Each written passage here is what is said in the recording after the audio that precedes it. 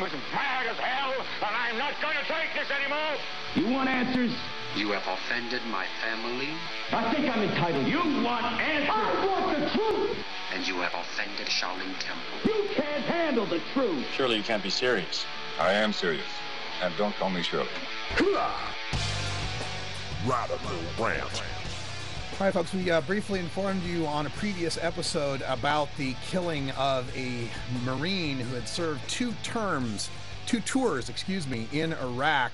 This is the story of Jose Garina, and we've got it up at our blog at stash.normal.org.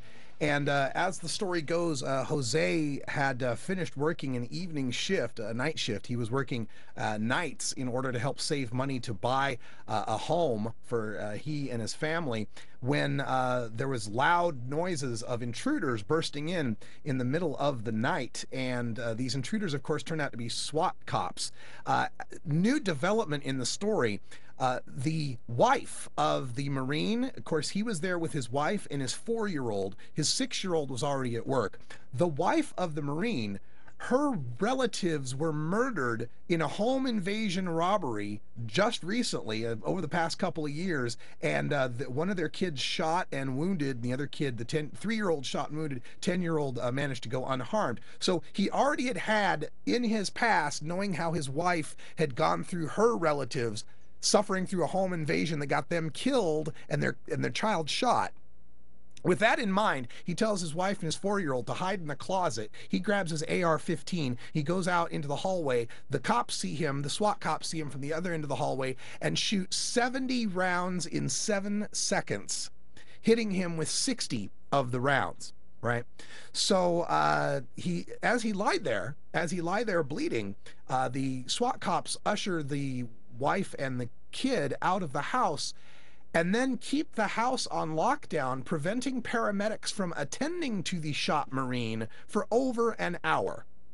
Over an hour. This guy survived 2 tours of Iraq defending his country to come home and have his own police force murder him in his home. Now, this was all involved as part of a series of raids that were being conducted under warrants by the Pima County sheriffs, the SWAT departments there, over a supposed marijuana trafficking organization. And the information now is coming out thanks to incredible reporting by Radley Balco from Reason magazine, who is now reporting up at Huffington Post. This is a major story there at Huffington Post right now, and I'm going to read you some from that story on some of the things that are happening. And pretty much the major problem here is that the cops in this story are changing their story as more evidence comes out. At first, when this was reported, the cops reported that the Marine, the battle-tested and Marine who was trying to defend his family, yelled out to the cops, "I got something for you. Yeah, I got something for you." Which, yeah, sure, that's exactly what battle-tested Marines say before they go into battle.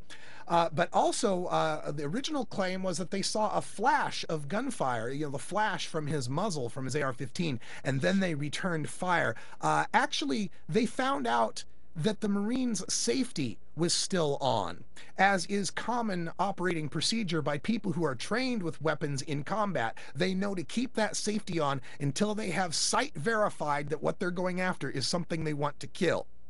So they shot this guy with the safety on his AR-15. Now, I go to the story here from Radley Balco. The Pima County Sheriff's Office has now changed its story several times over the last few weeks. They've issued a press release scolding the media and critics for questioning the legality of the raid, the department's account of what happened, and the department's ability to fairly investigate its own officers. They have obtained a court order sealing the search warrants and police affidavits that led to the raids, and they're now refusing any further comment on the case at all. This is a typical tactic that they take when something goes wrong in these police raids. They shut down, they shut everything down. They make sure to get the warrant sealed, the affidavit sealed, so the public can't look at it and get a good idea what's really going on here. Let's see. Balco continues, when I contacted the public information officer, Jason Ogan, with some questions, he replied via email that the department won't be releasing any information. On Saturday, Pima County Sheriff's Clarence Dupnick told the Arizona Daily Star columnist Josh Brodesky that he may never release the search warrants and police affidavits. Never. Duprick rose to national prominence earlier this year after claiming combative political rhetoric contributed to Jared Loughner killing 6 people and wounding 19 others, including Representative Gabrielle Giffords. Now, it's important to note, as they mentioned the Loughner case, right? Jared Loughner, the shooter who in a public place shot Gabrielle Giffords and a few others. It's important to note that during that chaotic scene, when law enforcement was on the crime scene, during all of that chaos, the paramedics were at Gifford's side within minutes. But in this case, whereas a coordinated SWAT raid, where they have warrants to go in on people with body armor and automatic weapons ablazing, they don't let paramedics get in there until over an hour, and this Marine bleeds out in his own home. Now, the problem here's his explanation. He's got some great explanation as to why they need to seal all of these warrants. Ogan wrote, quote, "The investigation that led to the service of the search warrants on May 5th is a complicated one involving multiple people suspected of various very serious crimes. Sometimes law enforcement agencies must choose between the desires of the public to quickly know details and the very real threat to innocent lives if those details are released prematurely. Those are the real sensitive parts of why we are having difficulty with trying to put information out publicly, because we don't want somebody getting killed." Yeah, the problem with that is you're talking about sealing these things 4 days after somebody got killed, right? If it was such a big public safety issue, the warrants and affidavits would be sealed before you begin the raids, not 4 days after the raids happen. Moreover, if this was all about breaking up a dangerous home invasion ring, where are the suspects and where is the evidence, asks Radley Balco in his article here. According to an advocate for the Garina family Balco spoke with this week, police also mistakenly raided another home near Garina's the same morning and have since replaced that home's front door. Again, the Pima County Sheriff's Department is refusing comment, so Balco can't verify this allegation, but police officials have admitted that even the Garina warrant was only for his residence, not for Jose Garina personally. His name doesn't appear anywhere on the warrants. The police also concede they weren't aware that there was a child in his home at the time of the raid. So we've got some reason to question how thorough this investigation really is. Now, as we look through the rest of the story, the other thing that's happening is Pima County sheriffs are allowing some of their spokespeople to leak information that would be beneficial to the police department, saying things like they've never been convicted on charges relating to on-duty conduct, which actually isn't true either, because there was a cop convicted of sexual assault and kidnapping back in 2005. Also, this spokesman told the Arizona Daily Star that Garina, the victim here, the Marine who was shot in his own home, was linked to a home invasion crew, and police found rifles, handguns, body armor, and a portion of a law enforcement uniform in Garina's house. Everything they think they're going to find in there, they find, he said.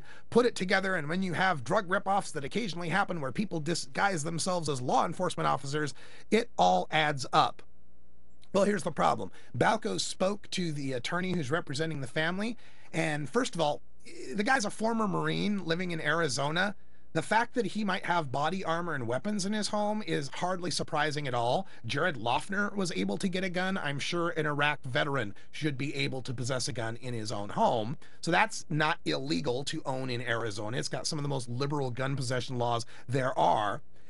And then what they're claiming to be the portion of the law enforcement uniform was a Border Patrol baseball cap that you can get at any number of novelty stores all around Arizona.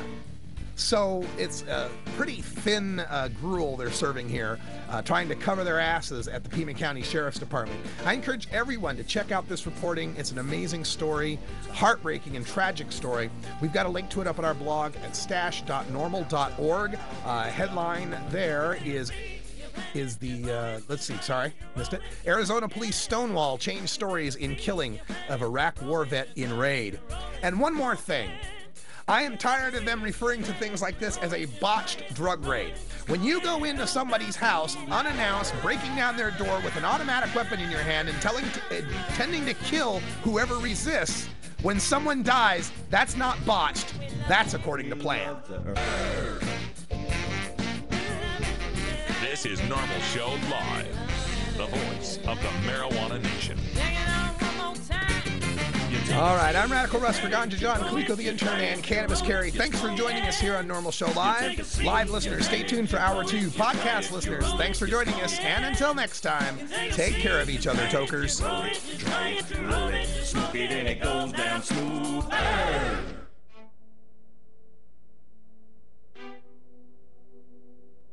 Toker Talk Radio. Hey, Kaliko, get in on your mic there, buddy. I am tired of this frog in my throat. Yeah, seriously, I've had it today too. Man, that's it can't be the marijuana we smoke. It must be something else. It has to be. It has to be beef jerky or that's it. Water. It's water. That's what it is. It's 2 o'clock Pacific time. Welcome to Toker Talk Radio here. Hanging with Kaliko and John. And yeah, that Marine story, that kind of hurts. That kind of makes me mad. Oh, it should. Oh, jeez. Like guys dodging IEDs and mortar rounds and survived 2 tours. Machine guns. Can't survive his own. And the war on drugs. The war on terror. No problem there. Yeah. No problem on the war on terror. War on drugs. Now that's some war. We got some calls coming in already. I'm sure people want to talk about this. So let's go to the phone lines here. We got someone from 773 area code. Where are you calling from? What's going on in Chicago? Chicago. Glad to have you back. What's up? It's your boy Endo the Don from the Individuals. Oh, Endo the Don is in the house. Good to have you. Hey, we got to hear the 420 Situations. It sounded really cool. Thanks for putting my voice on the track. Oh yeah. You know, it's nothing but love. Yeah, I loved it. So what's up with the Individuals lately, man? What are you guys playing next? Man, you know, we've been doing a lot of work, and you know, right now we was coming out with the marijuana music album, you know, but we kind of got it on hold right now because we working on an album for some major labels right now. Yeah, I heard that. So that's great news, man. The more of our people, you know, more of the marijuana crew that gets into, you know, mainstream labels and movies and TV and all that, the better. Yeah, all the time. So you gonna do any of the festivals this year? You headed to Amsterdam or anything? We definitely trying to make them trips. You know what I'm saying? We definitely trying to do a Seattle thing this year for the 20th anniversary. You know what I'm saying? Yeah. And everything's looking like it's moving at the right pace right now. You understand me? Everything is good. Yeah. So y'all up in Chicago, what do what's going on as far as the marijuana movement up there? I know Illinois was trying to get medical marijuana and it didn't happen, but what's next for Chicago? What's happening with you guys? Man, you know, we got to keep fighting. We got to keep fighting, man. Ain't no giving up, you know? Well, what's stopping it? What's stopping people in Illinois, man? Is there a lot of people that just don't get it? I mean, what's the breakdown? It's like you have a lot of people that don't get it. But see, that's where we step in because it's up to us to get them to see the picture. Yeah. You know? Well, like recently, here's my we did a thing at the Daily Center. Yeah. Here's my thing. Is like, you know, we get a lot of hip hop that references weed, and you know, weed's a part of the hip hop culture. You know, people always wearing you know, pot leaf necklaces and stuff, man. They're always throwing out respect to pot. But then when you try to put together a rally or get people to the polls to vote on the stuff, they're nowhere to be found. What are you guys doing to educate people about the need to get out and vote? Now, all we can do is spread the word of the best of our knowledge that we know it. Yeah. You know, we have to spread the word of the words. The same way that we was taught by the great Jack Hare and Eddie Lepp, you know. Definitely, it's a shout out to Eddie Lepp. You know, he was the first one to ever buy our CD. You know, they got him doing them 10 years down there, but he gonna stay strong and come home. Yeah, that. You know, rest in peace to Jack Hare. You know, they just as they paved the way for us. You know, right now in Chicago, that's what the Individuals are doing. We're holding these meetings and we're trying to get together and get people to realize that if you're gonna smoke it, and you have to realize why you're smoking it. Weed is not a drug; it's a herb. Yeah. And it helps people. So we need people to stand up and fight for it to get legalized because it's people who really need it. Yeah. Hey, so the people. Yeah. No, go ahead, man. Go ahead. I was saying, like, for the people that, to me, if you out here smoking it, but you don't want to fight for it, to me, you're a closet smoker. Yeah. It's like you're hiding. You're hiding from the world. What's the hide about? Right. Weed Right. is a beautiful thing. Nothing to be ashamed of. Absolutely. I'm wondering too. You know, you're talking about getting out to the hip hop audiences and the young people that need to get more involved with this. But let's also talk about hip hop itself and the musicians and the artists that are involved with it. When you out there in Chicago, are there a lot of groups, or a lot of groups like the individuals that are aware like this and that are fighting for this? Or can you give shout outs to any of the groups that are out there in Chicago way we should know about, be listening to? Man, everybody from the Chi represents. You know, I got much love for the Flick gang. You know, they always gonna represent. You know what I'm saying? We also got the DDQ members. They representing. Everybody's getting into this movement together. Yeah. So. Well, that's good to hear. That's good to hear. It's always shout outs to them. You know, I think more so than any other musical community, I find that the artists in hip hop are really down for supporting, you know, with more than just songs, but, you know, putting their efforts and their volunteering and their art behind this movement. And I've always appreciated that. I'd like to see more rockers. I'd like to see more, you know, country. I'd like to see all different groups, you know, coming together to support this. But hip hop's always been strong. Yeah, it has. And actually, that's what we need for them to realize that it's really a movement. You know, we need all people. Like you say, you know, we need the country people. We need the rock people. You know, express it. Yeah. Well, yeah, and that's the thing is you know, we sometimes talk about there being a cannabis community, you know, the marijuana smokers community, but it's a big broad community. It's from everywhere, from the country boy on the farm who's smoking a little weed behind the barn, all the way to the guy in the city smoking on the fire escape. You know, there's so many different people that are into us, and I think that's one of the things I like the most about us is how broad we are. Do you find that? Right, exactly. Because it's like we have to stand out, you know. Because if we don't speak up on it, who's going to speak up on it for us? That's right. It's up to you to no one. Free your mind, and your ass will follow. Right. Exactly. That's so cool. Well, Ando the Dong with the individuals. When people want to look you guys up on the net, if they want to get your music and stuff, where do they need to go? Man, you can go on Facebook, you can hit Twitter, you can go to Individuals 420, you know, you got Ando the Don at Yahoo, you know, you can go to the members. We all over the internet. Yeah, just look up the individuals. You're gonna find them. Absolutely. Man, and we everywhere, you know, because we trying to spread this. We try to spread this knowledge. Yeah. Hey, Ganja John in here. Was that Ganja John or Cannabis Carry wanted you to know that the dog sounds gangsta? That was me. That dog sounds gangster as fuck. We'll get your vicious gangsta dog with my vicious gangsta dog. They can bark it out. Yeah. Man. Right on. Hey, Ando, I want to thank you for calling in. We got some stuff we got to get to, but you guys call in anytime you like. We love talking to you. Oh, yes, sir. Y'all look out for that Ando the Don solo album, man. Coming soon, man. Ando the Don solo album. And we'll be glad to play it on here. Ganja John Show. We'll get it out there for you. All right. Hey, man, we can't wait to see you out at Hempfest. Yes, sir. Love. All right. Take it easy, Ando, and pet your dog for us. See you later. Oh yeah, I don't know. That sound like one of them little Benji dogs. It sounded like your dog. No, Roscoe got a bigger bark. He's got a bigger bark than that, I guess.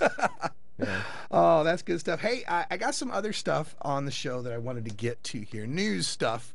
Wanted to talk about. Snap bracelets. That's pretty cool. That snap bracelet there. I know. You know, if you're like 16-year-old girl or something. Hey. Sorry. 14. Got pot leaves on it. 14, Kaliko says there. Yeah. Kaliko's an expert on the. You know my 14-year-old girls. Never mind. Wait. This kid's running for Congress. Calm down.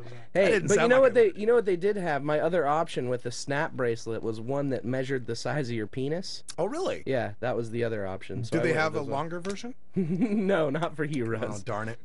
All right, so let me get to this. This is a quick story. We told the story about a month ago or so of how the DEA was looking at licensing, or the DEA was looking at rescheduling naturally extracted THC for the use of pharmaceutical companies to put in Marinol, right? Well, got to follow up on this here. This is from the East Bay Express. The Drug Enforcement Administration told Legalization Nation, that's their blog, Legalization Nation, in an email last week that 55 unnamed companies now hold licenses to grow cannabis in the United States. A fact that contradicts the widespread belief that there is only one legal pot farm in America operated under the DEA for research purposes. That'd be the University of Mississippi farm. It appears as if the upswing in federally approved pot farming is about feeding the need of pharmaceutical companies who want to produce a generic version of the THC pill Marinol and at least one other cannabis-based pill for a wide variety of uses. In other words, if big corporations grow dope with the government and put it in a pill, it's medicine. But if you grow it at home or at a city-permitted pot farm and then put it in a vaporizer, it's a felony. It's a weird piece of news that comes at a strange and contradictory time for the drug war.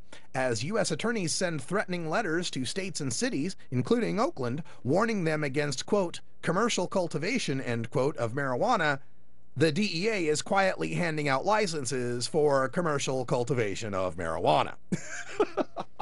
It's that Tall Brothers tune.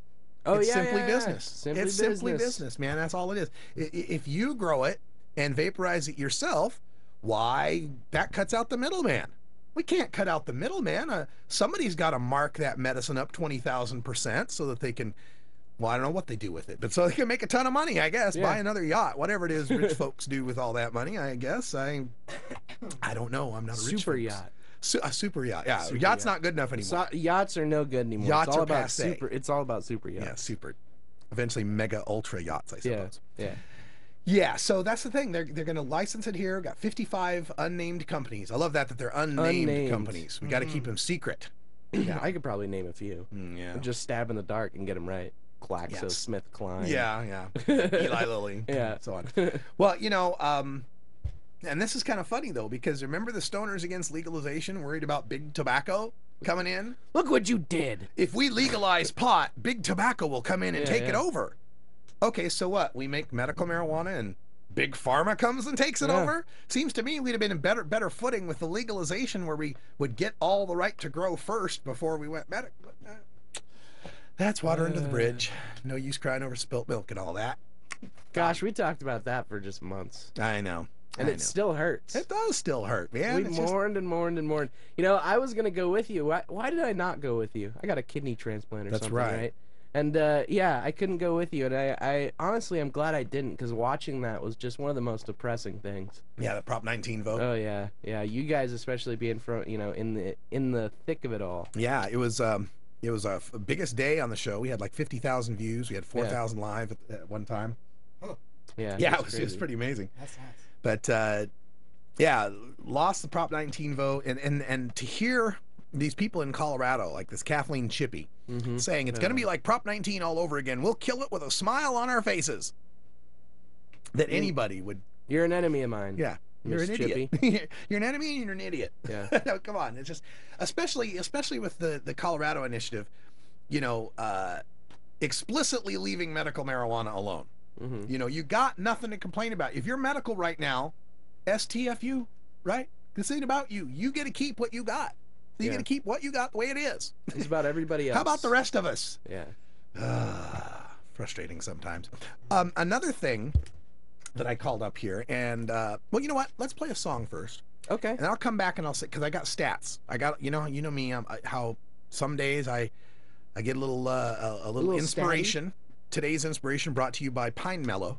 Pine Mellow, when you want to get that mellow Pacific Northwest feeling, it's Pine Mellow. 11% THC with a good ratio of CBDs. A smooth inhaled smoke. Brought to you by Pacific Northwest growers. That's Cannabis and Pine Mellow. Anyway, so the Pine Mellow was... We could record 100 of those for strains. Would that be fun? Oh my God. We got to do that with this Danny Danko's High Times Field Guide to Marijuana Strains. There you go. I could go into that little mellow pharmaceutical company. I do got to record him a cannabis cup commercial or something. Yeah. Whoever recorded their cannabis cup commercial thought he had a radio voice. There's another cannabis cup. There's another cannabis cup commercial where they used the guy from last time. Remember the guy said kind of like Ganya? Yeah, Ganya. Yeah, the extravaganya. They hired that guy again. Do we have Danny tomorrow?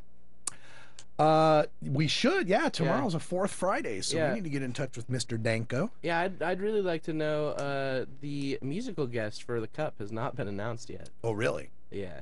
That's like a month away. And it's like a month away. They'll get They said, I know they probably already have somebody. I'm hoping that Danny knows, and maybe he'll tell us. Ah. Maybe so. Maybe so. All right. But in the meantime, we're gonna play some La Coca Nostra. Oh, that's right. This was the song. This was a song I came up with today. I pulled directly out of my ass because we thought we didn't have a tune for today. But we did have a tune. We did. I just had misplaced it. So here we go. But this is La Coca Nostra with That's Coke.